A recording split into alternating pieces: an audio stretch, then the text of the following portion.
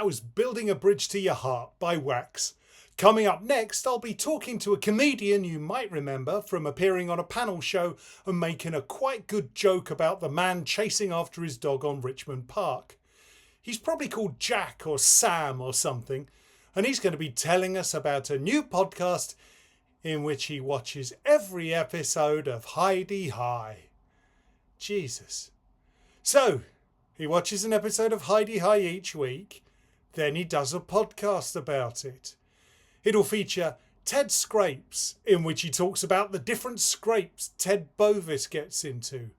Hello Campers Watch, in which he notes how many times each week that Gladys Pugh says, Hi-de-Hi Campers, and Peggy's Pegs.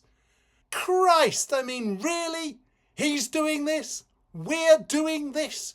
We're interviewing a man because he's going to watch some old episodes of Hi-de-Hi. This is what it's come to. I'm playing Build a Bridge to Your Heart and then talking to a man about watching telly. What's the point? No one wants to listen to that. No one's interested.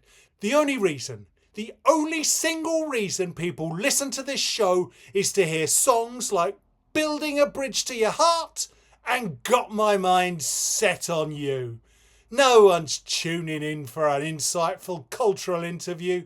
And even if they were, even if someone was stupid enough to tune in to this channel for an insightful cultural interview, talking to a man who's planning to watch Hi-de-Hi is not that. I mean, who in this day and age thinks that a podcast about watching Hi-de-Hi is a good thing? There are, 4 million podcasts released every week. There'll be one with Prince Harry talking about his erectile dysfunction, and another one where Beyonce admits she thinks Taylor Swift is a dickhead, and people are going to go, oh, not for me. I want to listen to a man I vaguely recognise from a panel show talk about Hi-de-Hi. Hi-de-Hi's 200 years old? The only people who remember it are pensioners and people who want to make podcasts about watching every episode of Hi-de-Hi. It's going to get about 4 downloads. At best. At very best. And I'm going to have to talk to this fatuous cretin about it. Can't we give it a couple of months? He'll have done 3 episodes by then and then gone on a 3-week hiatus when he realises that no one gives a toss. And then he'll come back with a single episode before abandoning the whole thing and going on to write a devastating Edinburgh show about his experiences making a podcast that no one will go and watch. What an abject waste of my time and the listeners' time. We should just play I Could Be So Good For You instead. Twice. You know I can hear you, right? Yes.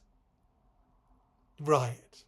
So if I begged, if I really begged, would you tell me in detail about your plans to watch Hi-de-Hi and make a podcast about it?